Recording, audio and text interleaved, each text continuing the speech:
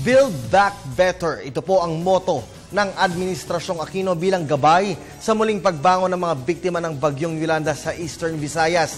Sa kanya pong pagbisita sa Giwan, Eastern Samar, iginiit ni Pangulong Aquino ang patuloy na programa ng kanyang administrasyon para tuluyang makabangon ang mga biktima ng kalamidad. Ang buong detalye, ihahatid sa atin ang aming kasamang si George Bandola. Mag-uulat mula sa Samar Live via Phone Patch.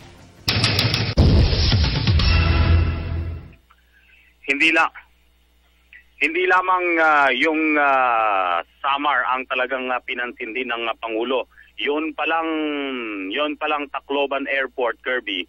Since 2008, nagkaroon na ng geohazard mapping na sinasabing talagang babahain ito o unang tatamaan sakaling magkaroon ng mga matitinding pagbaha.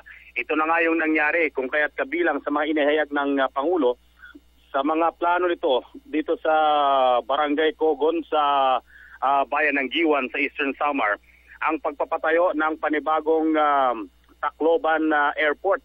Pero under process pa di umano ayon sa kanya at nasa aspeto pa ng patuloy na pag-aaral sa lupa at ng iba pang kinakailangang pag-aaral ng siyensya kung hanggang sa tuluyang maitayo nga ang panibagong airport nito o kung hindi man ay binabalak na ng pamahalaan na itayo ang Tacloban, Palo, Tanawan road dikes na magsisilbing harang sa malalaking alon ng tubig kung sakasakaling magkaroon ng mga susunod pang pagbabaha.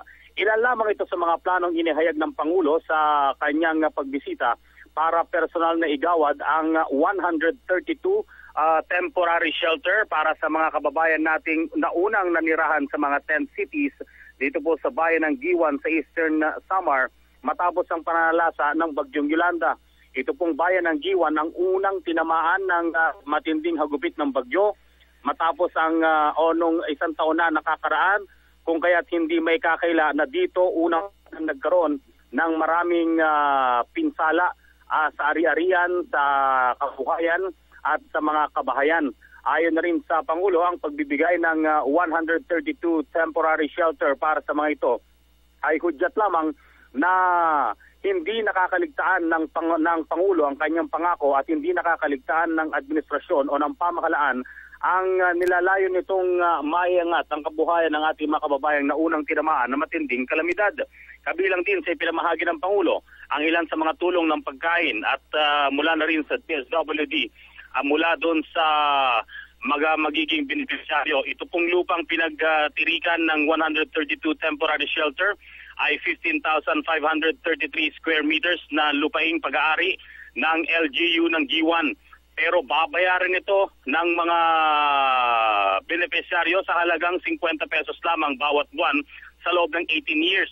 Yung nalalabing another 2 years ay sasagutin na rin ng LGU. Ipinatayo ng International Office of Non-Migration o IOM at ang DSWD ang mga temporary shelter na ito na yari sa mga kawayan at sa coco lumber at at mga yero. Kapansin-pansin dun sa mga bahay na ito ang pagiging disaster resilient naman ito dahil imbis na pako yung gamitin ay talagang clamp yung ginamit upang hindi rin mga sira yung mga bubong na ini-attach dun sa mga bahay na ito dito sa nasabing komunidad. Ang banggit pa nga ng Pangulo ay mula doon sa 81 towns and municipalities, 44 yung talagang nagpakita na ng pagbangon.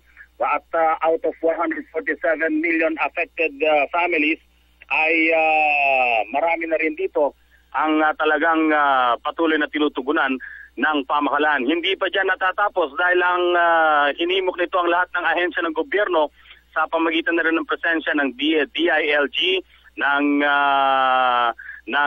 DPWH, ng DSWD, at itong si Presidential Advisor on the Rehabilitation and Recovery, Panfilo Lacson, na talagang pagtuunan ng pansin ang rehabilitation and recovery ng mga lugar na sinalanta hanggang sa tuluyang makabangon ng mga ito. Ikinagalak naman ni Mayor Christopher Sian Gonzales ang pagbabalik ng Pangulo dahil tinupad ito ang kanyang pangako niya na tulungan ang mga nasalantang kababayan. Narito po ang pahayag ng Pangulong Aquino. Ipinaramdam ninyo na talagang hindi tayo nag-iisa sa pagsusulong ng buong bansa. Para banging malinaw po ang landas na ating tatahakin, nagbuo tayo ng tinatawag nating Yolanda Comprehensive Rehabilitation and Recovery Plan. Ang nilalaman po nito, detalyadong plano para sa implementasyon ng mga panandalian at pangmatagalang mga proyekto at programa mula 2014 hanggang 2016. Nakatutok ito sa ilang prioridad na aspeto.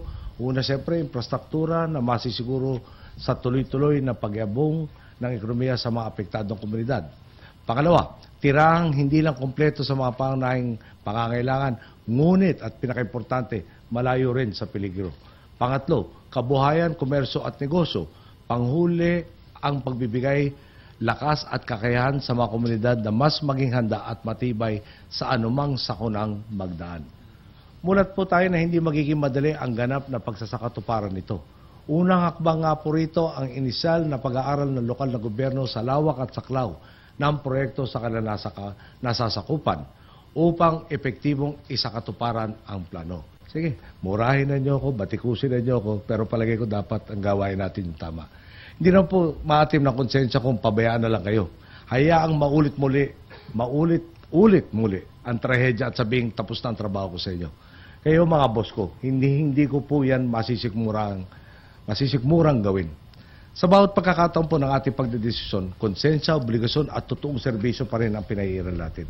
Para naman sa mga walang sawa pa rin binabati ko sa ating bawat kilos, ipagpapasa Diyos ko na lang po sila.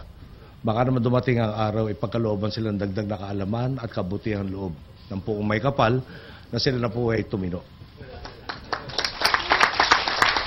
Pahayag na yan ng Pangulong Aquino ay bunsod rin ng mga tinanggap nitong kritisismo na kung bakit hindi na lang daw bigyan ng tig-40,000 piso ang bawat isa sa 1.47 million na naapektuhan nung nasabing bagyo.